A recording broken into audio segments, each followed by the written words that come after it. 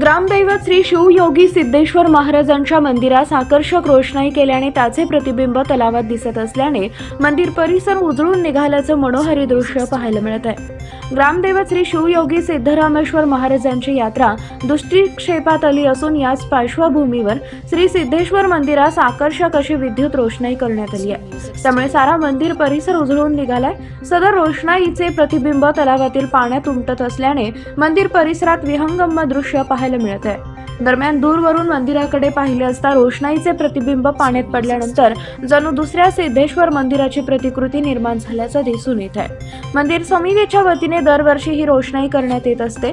यंदाच्या वर्षी ही रोषणाईने केल्याने भक्तांमध्ये आनंदाचं वातावरण दिसत आहे। तत्पूर्वी 9 वर्षाच्या पहिल्याच दिवशी आणि यात्रा कालावधी असल्याने संपूर्ण मंदिर परिसर आणि अन्नछत्र मंडळात भाविकांची रात्री उशिरापर्यंत मांदियाळी दिसून आली।